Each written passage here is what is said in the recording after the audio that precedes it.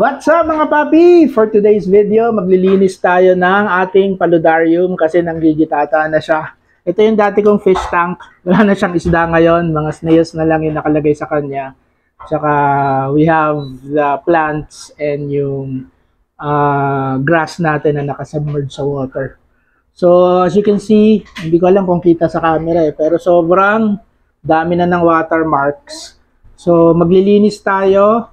Tatanggalin natin, susubukan natin tanggalin yung watermarks. Tapos mag-i-install tayo. Bumili ako ng parang water pump sa Shopee. I-install rin natin today. Okay? So let's do this! Throw your hands up if you with it. Drop it. So ayan yung fish tank natin na kinonvert natin into a paludarium. Nakita nyo naman, napakadumi, napakakapal ng watermark. So sobrang hindi mo na makita yung loob sa kapal.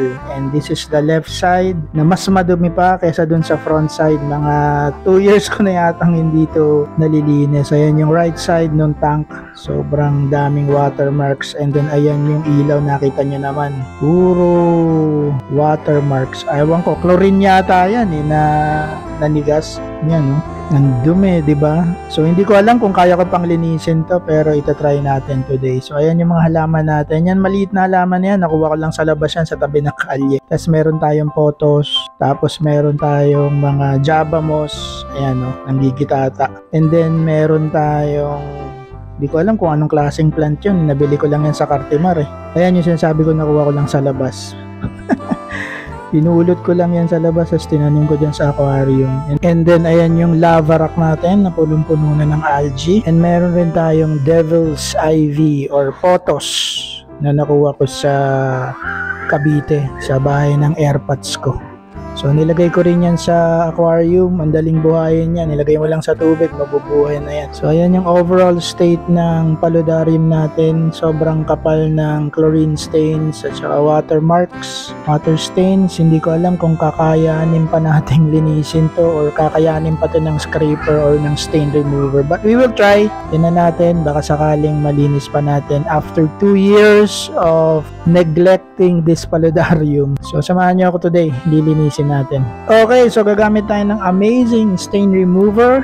Di ko alam kung mag-work to dyan sa paludarium natin, pero ito yung ginagamit kong panglinis ng pader. Pinang-iis-is ko yan. So hopefully gumana siya. Nabili ko to sa Handyman, 249 pesos dati-dati pa. Then we also have the Rainaway Clear View na ginagamit ko sa kotse, pero titingnan natin baka sakaling gumana dito sa tank natin. Tanting tweezers, meron rin tayo. Dynamic scissors at tabo na may tubig. Okay, so step 1 ng paglilinis, kikiskisin na natin yung aquarium natin. Tatanggalin natin yung mga water stains by using the amazing stain remover. Uunti-untiin lang natin hanggang sa mawala yung mga chlorine stains at mga watermarks. So as you can see, this is a labor of love. Kailangan lang talaga ng tiyaga at pasensya. And then pupunasan natin ng paper bag yung aquarium natin to see kung gaano karaming watermarks at chlorine stains yung natanggal natin by rubbing it with amazing stain remover. So ganun lang yan, uulit-ulitin lang natin yung proseso dun sa front panel ng aquarium natin.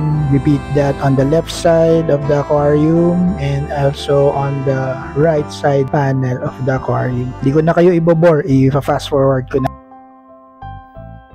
Siyempre gagamitan rin natin yung tank natin ng algae scraper para sure na algae free yung tank natin para mas malinaw pagka tinignan natin from the outside. And sa lahat ng part ng fish tank dito ako hirap na hirap yung back part kasi napakakapal ng chlorine stains dito. Feeling ko hindi ko siya kaya tanggalin lahat. Kailangan unti-untiin to. Dapat dito sa mga chlorine stains na to, multiple cleaning sessions. Hindi lang kaya ng isa lang to. Isang session lang. Baka kapal. Okay, so apply natin tong clear view and let's see kung gaano niya mapapalinaw itong fish tank natin. So ginamitan ko lang rin siya ng paper bag para i-apply itong clear view solution natin dito sa aquarium natin. And again, i-repeat lang natin yung proseso dito sa right side or sa right panel ng aquarium natin, and let's see if this will do the trick. Okay, so papakita ko sa inyo later kung anong result, but for now, buksan muna natin itong